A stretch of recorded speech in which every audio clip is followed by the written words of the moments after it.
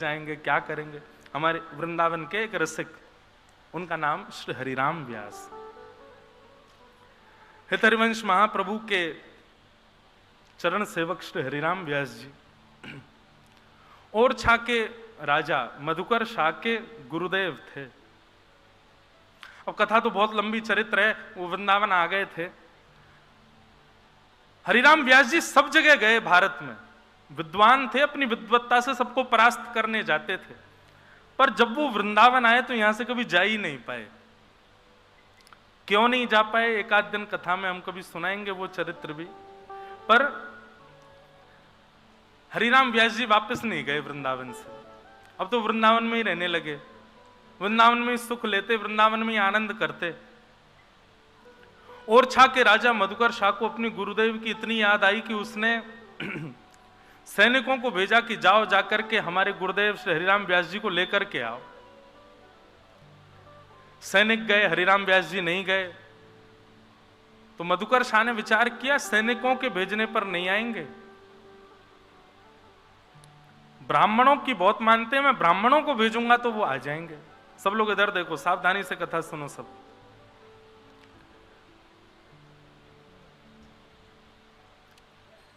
ब्राह्मण गए, ब्राह्मण आए, ब्राह्मणों का खूब सत्कार किया। हरिराम व्यास जी ने अपने आसपास बिठाया। ब्राह्मणों ने निवेदन किया, बोले व्यास जी चलो, वृंदावन से चलो। जैसे कोई वृंदावन से जाने की बात करता ना, तो हरिराम व्यास जी ये सोचते आज मुझसे अपराध क्या हुआ जो मुझसे किसी ने वृंदावन त्यागने की बात करी है। सोचो, स्थिति विचार करो हरिराम व्यास जी की। अच्छा, अगर कई लोगों के चित्त में यह भाव आ रही हो कि भाई ये व्यास जी कहीं ना कहीं ठाकुर जी से ज्यादा वृंदावन यश की महिमा गा रहे हैं, तो आप लोगों के मन में यह भेद आना एक दुर्भाग्यपूर्ण है कि आप वृंदावन को ठाकुर जी से विलग मानते। ये बात आप निश्चित मान लीजिए कि वृंदावन साक्षात श्यामा श्याम का मिलित स्वरूप ही है, ये कोई अलग नहीं है। इसलिए वृंदावन यश मैं गा रहा हूं। क्यों? क्योंकि वृंदावन श्यामा श्याम का रस बाहर गाया जाएगा, यहां तो वृंदावन का यश ही गाया जाए। उसी से किशोरी जी को सुख मिलता है, उसी से ठाकुर जी को सुख मिलता है। ऐसा समझो, श्री जी को सुख देने के लिए जहां जहां श्री जी विचरण करती हैं वहां वहां वृंदावन नहीं है, वो वृंदावन का रूप स्वयं श्री कृष्ण ही है। किशोरी जी चरण रखेंगी तो वहां की रज भी श्री कृष्ण है। किशोरी जी से छांव के नीचे बैठेंगी, वो वृक्ष भी श्री कृष्ण है। किशोरी जी जहां बैठ करके श्वास भी ले रही है, वहां की पवन भी श्री कृष्ण है। ऐसा श्री जी के पक्ष में है। और जहां ठाकुर जी विचरण कर रहे हैं, वहां ठाकुर जी के विचरण के लिए वहां की रज श्री जी हैं, वहां का वृक्ष किशोरी जी हैं, वहां की वायु किशोरी जी हैं। श्यामा श्याम इस वृंदावन में नित्य विहार करते हैं। किशोरी जी के लिए श्याम सुंदर वृंदावन है और श्याम सुंदर के लिए किशोरी जी ही वृंदावन है। श्यामा श्याम का मिलित स्वरूप है श्री वृंदावन, ये कोई अलग नहीं है। बहुत सुंदर पद है, मेरी स्मृति में मेरे पास लिखा है, कल मैं उसको ढूंढ के सुनाऊंगा कि किस प्रकार दोनों एक दूसरे की सेवा के लिए ब्रज का ही रूप धारण कर लेते हैं। तो इसलिए वृंदावन यश यदि गाया जा रहा है तो आप इसमें संकुचित मत होइएगा।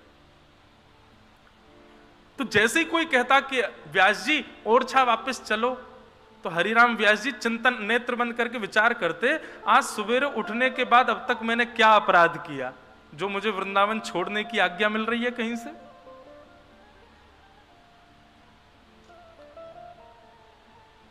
दुनिया भर की बातें हरिराम व्यास जी से कर लो, तब तक कोई दिक्कत नहीं। लेकिन जरा सा कोई कह देता कि ओरछा के राजा मधुकर शाह जी आपको बहुत याद करते हैं, आप ओरछा कब जाओगे?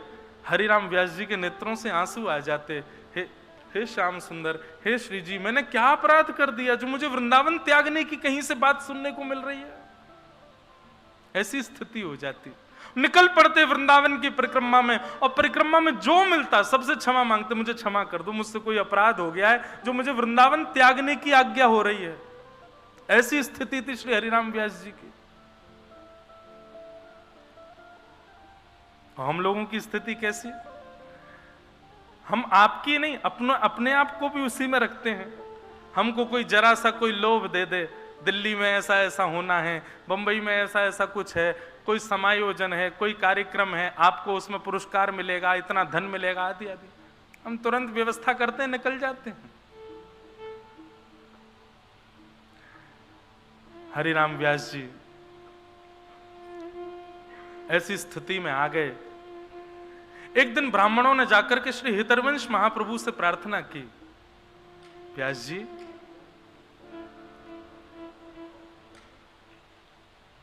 हमारे कहने पर तो हरिराम व्यास जी नहीं जाएंगे, पर आप आज्ञा कर दो, आप उनके गुरु हैं, कि वो ओरछा चलें।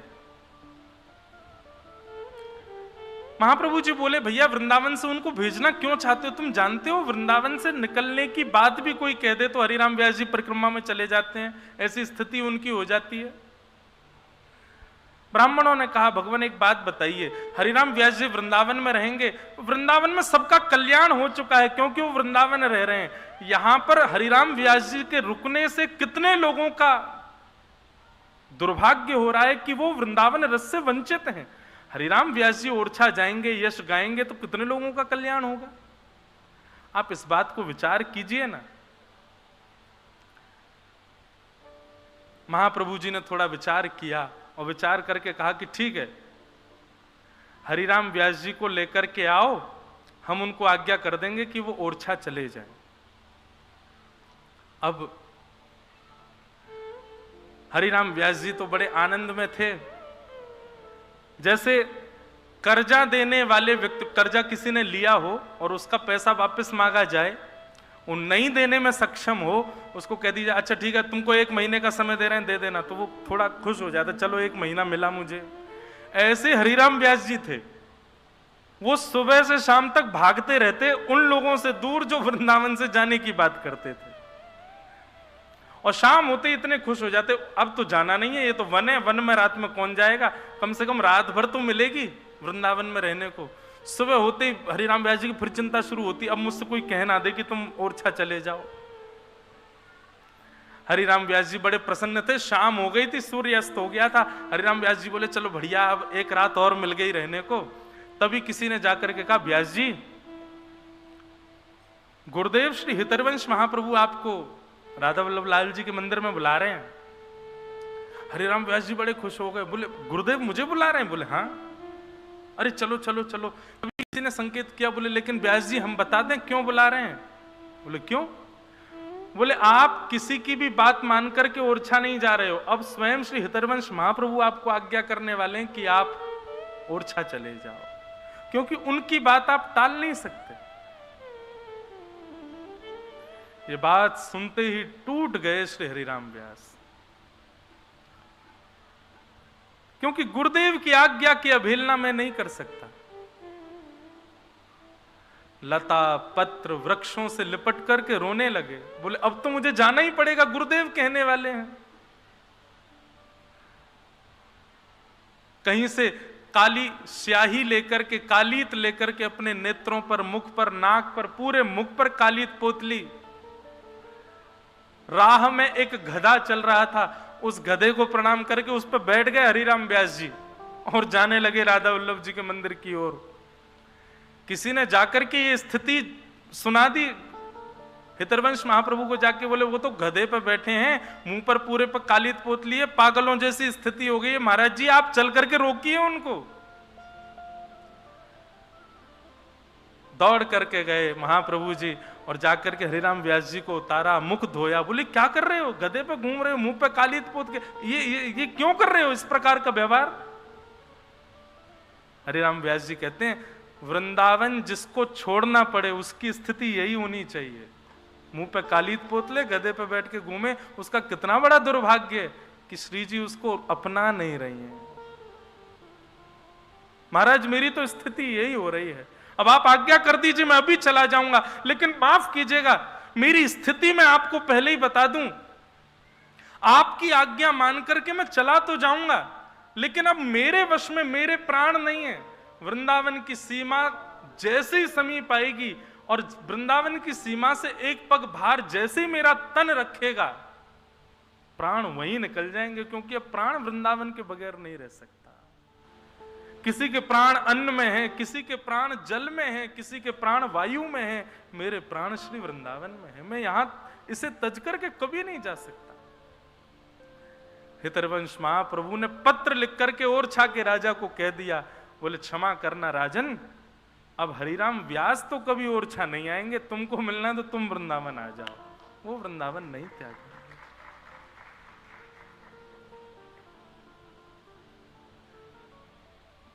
हमको तो सब पक्ष देखना पड़ता है। अब इस पक्ष का यदि मैं भाव व्यासपीठ से रखता हूं तो कहीं ना कहीं यहां बैठे कई लोग ऐसे हैं जो जिनका जाना अनिवार्य है वृंदावन से, वो क्या करें? देखो भैया, वैसे तो वृंदावन छूटना ही नहीं चाहिए, लेकिन हाँ, मन को सांत्वना मिल जाए उसके लिए इतना है कि तन से भले ही वृंदावन छूट जाए पर मन से कभी स्मृति से वृंदावन ना जाए। नित्य प्रति वृंदावन का स्मरण बना रहे, वृंदावन चित्त में बना रहे। उठते बैठते सोते खाते पीते हंसते बैठ हर स्थिति में वृंदावन का स्मरण बना रहे, ऐसा वृंदावन। भाग्य बड़ो वृंदावन पायो, भाग्य बड़ो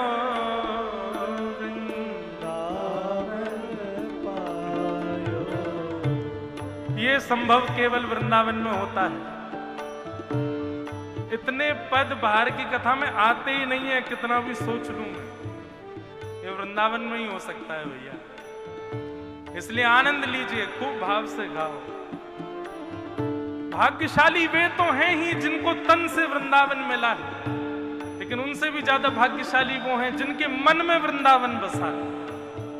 भाग्यशाली, भाग्य बड़ो वृंदावन पायो, भाग्य बड़ो वृंदावन पायो, भाग्य बड़ो वृंदावन पायो, भाग्य बड़ो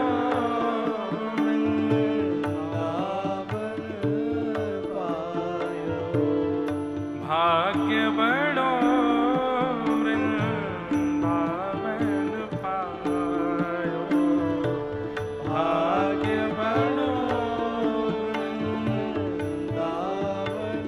पायो। बहुतक दिन यार जबिन बीते, बहुतक दिन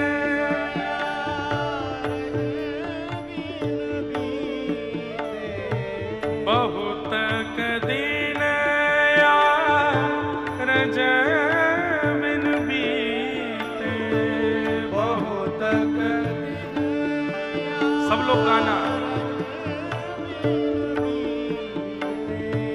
जन्म जन्म डहकायो,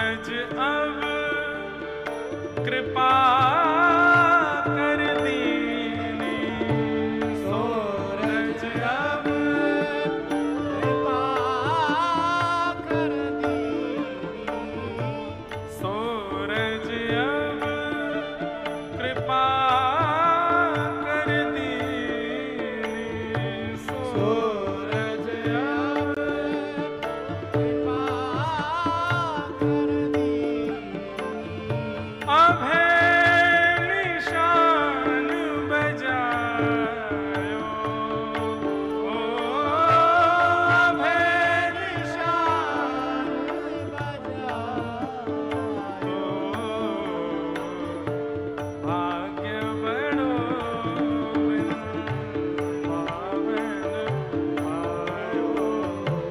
भाग्य बड़ो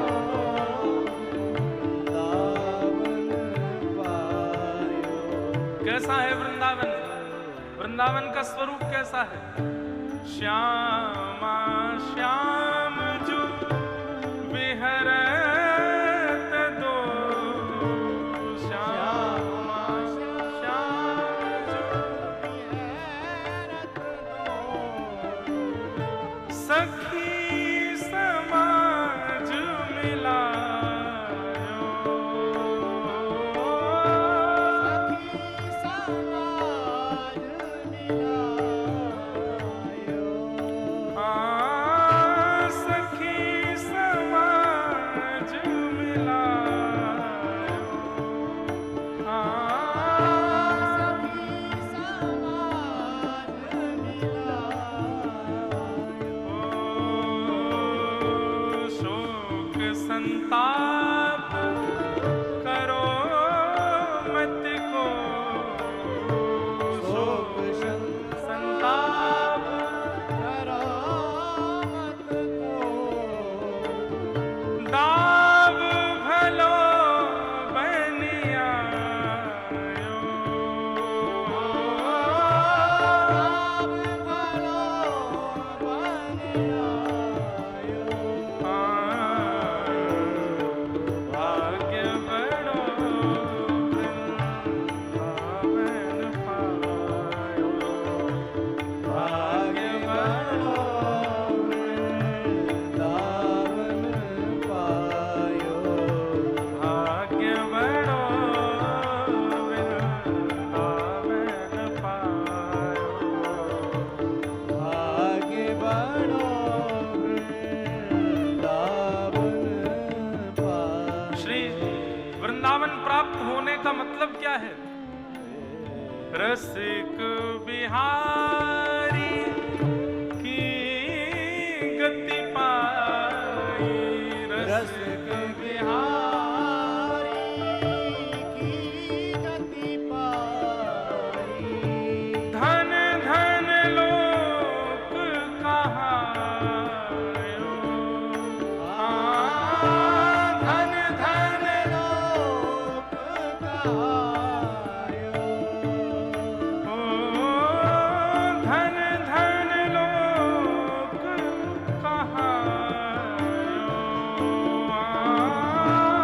धन धन लोक कहायो सखी रे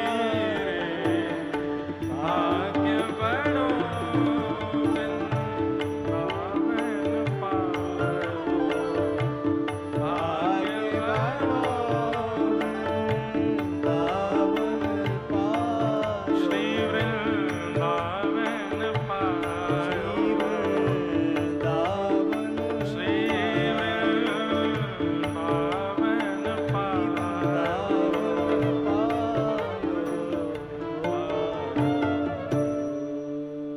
भाग्य बड़ो वृंदावन आयो।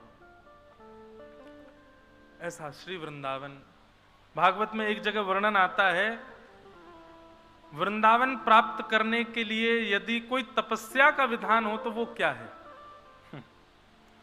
बोले बद्रिक आश्रम में यदि कोई व्यक्ति तपस्या करे और तपस्या करते हुए प्राणों की आहुति दे दे वहीं तप करते करते, तो बद्रीनाथ में तपस्या का फल ये होगा कि उसको वृंदावन में जन्म मिल जाएगा। और उसी का परिणाम है कि स्वयं श्रीमन नारायण शंख चक्र गदा पद्मधारी चतुर्भुज रूपधारी श्रीमन नारायण भगवान बद्रीनाथ में बैठ करके नित्य तप क्यों कर रहे हैं? ताकि हर युग में जब कृष्णावतार हो तो हमको वृंदावन प्राप्त हो, ब्रज प्राप्त हो। तो निश्चित है कि भैया हम ब्रजवासी ने कहीं कभी ना कभी तो बद्रीनाथ में तपस्या करी होगी, यही कि हमारे ब्रजवासी बन पाए या बार ये ब्रज मिल पाए हो हमें। तो भैया ये ब्रज बड़ा दुर्लभ है, बड़ा आनंददायी है। हम क्या करें, आज तो कथा में अद्भुत ही हो रहा है, वृंदावन के आगे हम जा ही नहीं पा रहे, कथा हमसे हो ही नहीं रही, वृंदावन ही वृंदावन निकल रहा है मुख से। और ये भूमि का प्रभाव है, ये सही बता रहे हैं, बाहर होता नहीं है। बाहर लोग कई कथा कराते हैं तो वो कहते हैं महाराज जी वृंदावन रस सुनाइए, वृंदावन के पद सुनाओ। मंच पे बैठते ही भूल जाता हूं मैं, याद ही नहीं आते मुझको। और ये बात है क्योंकि यहाँ के वातावरण में, यहाँ की वायु में, वायु थोड़ी ही है, बुरा मत मानियो, बाहर की जितनी वायु है वहां की वायु में साक्षात श्री हनुमान जी विराज रहे होंगे, पर वृंदावन की वायु में तो स्वयं श्यामा श्याम विराज रहे हैं, रसिक जन विराज रहे हैं, हमारे रसिक बिहारी विराज रहे हैं। वे आकर के वायु के रूप में स्पर्श करें तो वही निकलेगा जो यहाँ है। घड़ा में लोटा डाल करके निकालोगे तो वही निकलेगा जो भरो होगो, जल होगो तो जल निकलेगा, शरबत होगो तो शरबत, दूध होगो तो दूध, छाछ होगी तो छाछ। और वृंदावन में यदि आप हमारे मुख रूपी टोटी खोलोगे तो यहाँ तो यही निकलेगा जो है।